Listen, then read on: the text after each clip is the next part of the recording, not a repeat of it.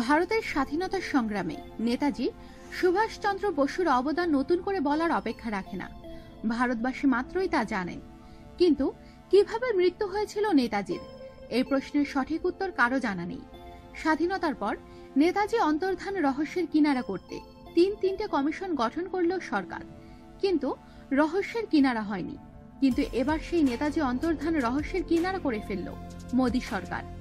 কেন্দ্রীয় স্বরাষ্ট্র মন্ত্রণালয়ের পক্ষ থেকে জানিয়ে দেওয়া হলো 1945 সালের 18 আগস্ট বিমান দুর্ঘটনাতেই নিহত হন নেতাজি। নেতাজির মৃত্যু নিয়ে মানুষের কৌতূহলের শেষ নেই। গত এপ্রিল মাসে তথ্য জানার অধিকার আইনে নেতাজি সম্পর্কে কিছু তথ্য জানতে চেয়ে কেন্দ্রীয় স্বরাষ্ট্র মন্ত্রণালয়ের কাছে আবেদন করেছিলেন ওপেন প্ল্যাটফর্ম ফর নেতাজি নামে এক সংগঠনের মুখপাত্র সায়ক সেন। তার প্রশ্নের উত্তরে কেন্দ্রীয় স্বরাষ্ট্র মন্ত্রণালয়ের তরফে জানানো হয়েছে, শাহনেওয়াজ কমিটি, বিচারপতি জিডি খলিশা কমিশন ও বিচারপতি মুখোপাধ্যায় কমিশনের রিপোর্ট বিবেচনা করে সরকার এই সিদ্ধান্তে পৌঁছেছে যে 1945 সালে বিমান দুর্ঘটনাতেই নেতাজির মৃত্যু হয়েছিল।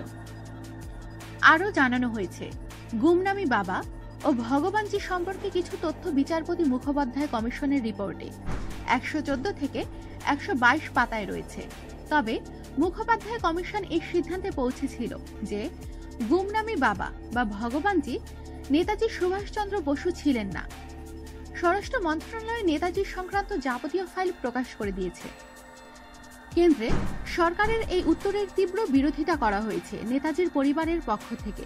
নেতাজির নাতি ও বিজেপি নেতা চন্দ্র বসু বলেন, এটা অত্যন্ত দায়িত্ব জ্ঞানহীন কাজ হয়েছে। উপযুক্ত কোনো প্রমাণ ছাড়া কিভাবে নেতাজির মৃত্যু নিয়ে চূড়ান্ত সিদ্ধান্তে পৌঁছালো কেন্দ্রীয় সরকার। এই ঘটনায় কেন্দ্রীয় স্বরাষ্ট্র মন্ত্রণালয়কে ক্ষমা চাওয়ার দাবি তুলেছেন তিনি।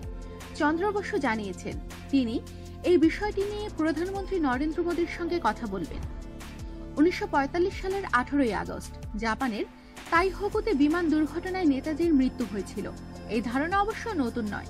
দাবি করা হয় জাপানের রেনকোজি মন্দিরে যে চিতাভস্ম সংরক্ষণ রাখা হয়েছে তা নেতাজির, কিন্তু নেতাজির পরিবারের এক অংশ ও অনেক গবেষক বিমান দুর্ঘটনায় নেতাজির মৃত্যুর তত্ত্ব মানতে চান না। আমাদের সাথেই থাকুন, সাবস্ক্রাইব করুন।